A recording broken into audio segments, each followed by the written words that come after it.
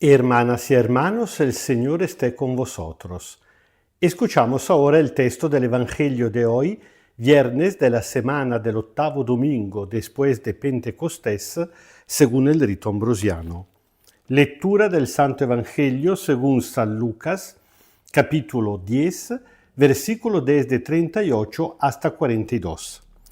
En aquel tiempo, cuando iban de camino, el Señor Jesús entró en un pueblo y una mujer llamada Marta lo recibió en su casa. Marta tenía una hermana llamada María, que, sentada junto a los pies de Jesús, escuchaba su palabra. Marta, que estaba muy ocupada sirviendo, se acercó a Jesús y le dijo: Señor, ¿no te importa que mi hermana me dé que servir sola? Tienes que decirle que me ayude. Jesús le respondió: Marta, Marta, tú te preocupas y te inquietas por muchas cosas, pero una sola es necesaria. María eligió la mejor parte, la que nunca le será quitada. Palabra del Señor. El texto dice mucho más de lo que aparece, porque no se trata simplemente de un problema entre hermanas para el trabajo doméstico, sino que atrás de esto, Jesús, que como siempre aprovecha de las situaciones contingentes, es decir, concretas que pasan en la vida cotidiana para revelarnos algo del reino de Dios, bueno, Jesús aprovecha de esta situación para aclararnos cómo dentro de la comunidad cristiana, es decir, dentro de la comunidad suya, de sus amigos, varones y mujeres, todos somos iguales, todos tenemos el mismo valor, la misma dignidad. ¿Por qué? Porque el asunto de sentarse a los pies del maestro para escuchar su palabra no era una cosa reservada a todo el mundo. Normalmente, según la mentalidad de la época, sobre todo cuando se estaba en una casa, el lugar de las mujeres era la cocina, era el servicio. En cambio, el salón era reservado a los varones y, como se entiende perfectamente, Marta, como buena dueña de casa, está respetando a este protocolo, a esta convención. Más aún, normalmente los discípulos eran varones, por lo menos en el Oriente.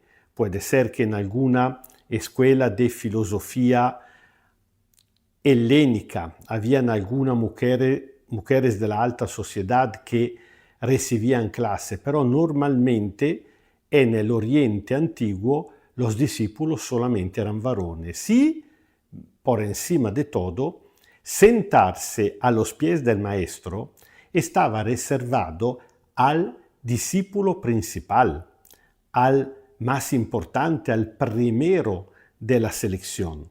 Así que cuando María se sienta a los pies del Señor Jesús, según la mentalidad común, está usurpando el lugar reservado a los varones.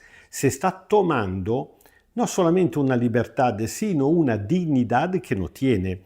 Eso crea evidentemente una situación incómoda. Y Marta, siendo la dueña de la casa y también la hermana mayor, se siente en deber de solucionar la situación.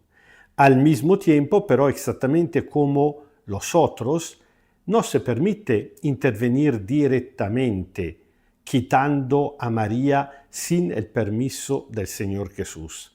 Así que, como muchas veces hace la gente para solucionar un problema que no quiere enfrentar directamente, le da la vuelta, se toma la excusa que la hermana la dejada sola a servir, que le hace falta una ayuda. Aparentemente parece una petición de buen sentido. En cambio, Jesús, que entiende perfectamente, aprovecha para darle una respuesta que no es solamente reservada a Marta, sino a los discípulos y discípulas de toda época. Entre esta lógica del mundo, según la cual algunos valen más que otros, y no solamente entre varones y mujeres, sino también dentro de los varones y también en aquellos nuestros países que se dicen avanzado incluso en los derechos, por lo cual en las leyes, en las constituciones, en la carta, las proclamaciones de los derechos universales está escrito que todos somos iguales, todos tenemos la misma dignidad. Es mentira, porque los ricos siempre tienen más derecho práctico que no los pobres. Sería suficiente pensar cuando viene gente de otra parte del mundo, migrantes. Si uno viene para recoger tomatos o para jugar en la liga del fútbol, evidentemente no están tratados de la misma manera.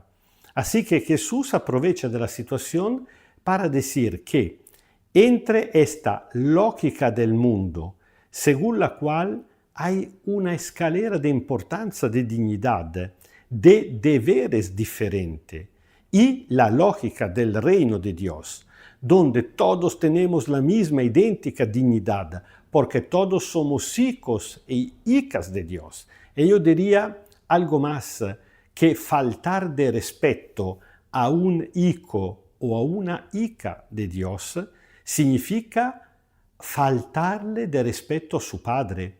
¿Quién de nosotros, si alguien le faltaría de respeto a un hijo, no